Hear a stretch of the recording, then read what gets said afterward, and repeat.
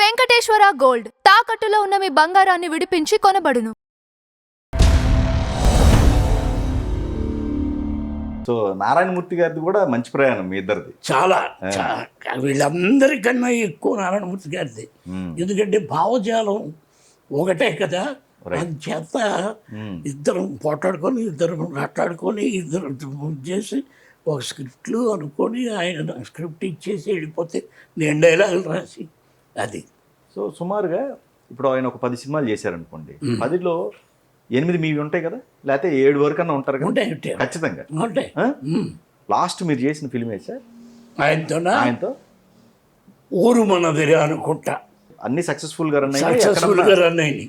నేనున్నంత వరకు ఆయన సినిమాలన్నీ సక్సెస్ అయ్యి తర్వాత ఫ్లాప్ అయ్యాయి. సో ఈ కైండ్ ఆఫ్ కాకుండా కమర్షియల్ వైపు వచ్చినప్పుడు ఏ సినిమాలు కేటగిరీలో వస్తాయండి మీ? ఇవంతా కూడా కమర్షియల్ ఇవి, నేను కాదంట్లా, బట్ ఈ కైండ్ ఆఫ్ కాకుండా కొంచెం మనకి అంటే మన మౌళి గారి ఆదర్శం అలాంటి సినిమాలన్నీ చేశాను కమర్షియల్గా. తర్వాత చలాకి మొగుడు, చేదస్త పెళ్ళం, దాంట్లో యాక్ట్ చేయడాలు, అలాగే చాలా కమర్షియల్ సినిమాలు యాక్ట్ చేయడం జరిగింది. ఇప్పుడు మీరు రచయితగా అట్లా కొనసాగుతున్న టైంలో ఈ ఆర్టిస్ట్ అనేది ఫస్ట్ అసలు బీజం ఎక్కడ పడింది? నాటక రంగం అనేది వదిలిపెడతా ఉండే, అది చిన్నప్పుడే ఉన్నారు, బట్ తెర ముందు రావాలి, నేను యాక్ట్ చేయాలనేది ఎక్కడ నాకు బీజం పడ్డం ఏమీ లేదండి.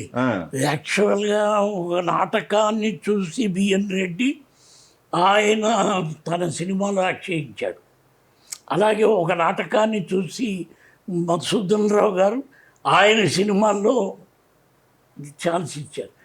అట్లాగా నేను క్యారెక్టర్స్ వేస్తుండగా నాలోని రచన పాఠవాన్ని చూసి నా చేత రాయించారు. అలాగా ఫస్ట్ నేను నటుడే, ఇది సినిమాలకు కూడా నటుడుగానే నేను ఎంటర్ అయ్యాను.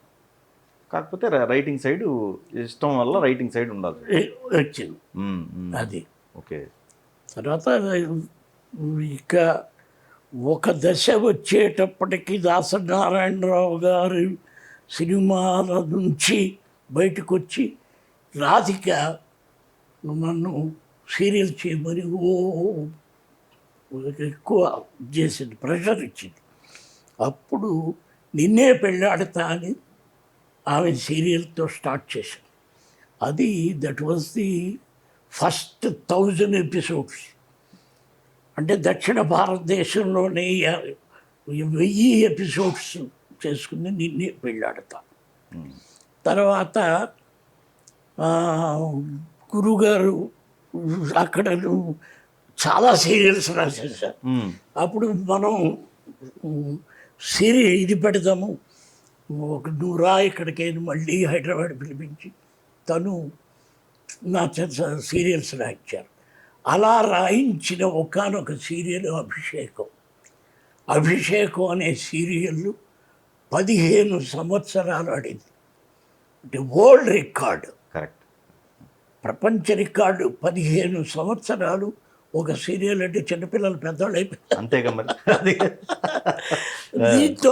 దీంట్లో చాలామంది రచయితలు కలిసి చేశారు. కొమరాపల్లి గణపతిరావు గారు వాళ్ళు అది అభిషేకాన్ని చేశారు. అంటే 5000 ఎపిసోడ్స్. Not a joke. అది ఎక్కువ నాకు పొటెన్షియాలిటీ ఇచ్చింది. మీనువైల్ నారాయణమూర్తి నన్ను మీరు డైరెక్ట్ చేయాలి అంటే ఎలా చేయాలి? నాకేమో ఇక్కడ దాసరి గారి సినిమాలు అంటే సమ్మక్క సారక్క ఇవన్నీ ఉన్నాయి వరుస పెట్టి ఉంటే, మీరు డైరెక్ట్ చేయాలి.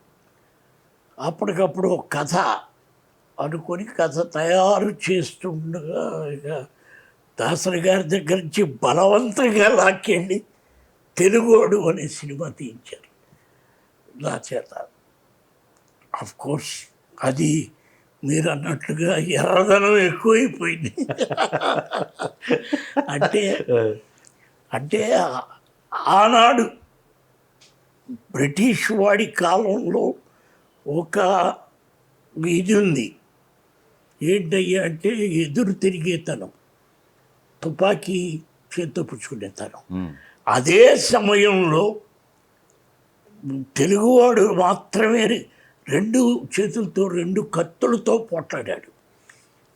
అంటే ఇక్కడ నైజాం నవాబుని దించడానికి తెలుగువాడు కృషి చేశాడు. రైట్.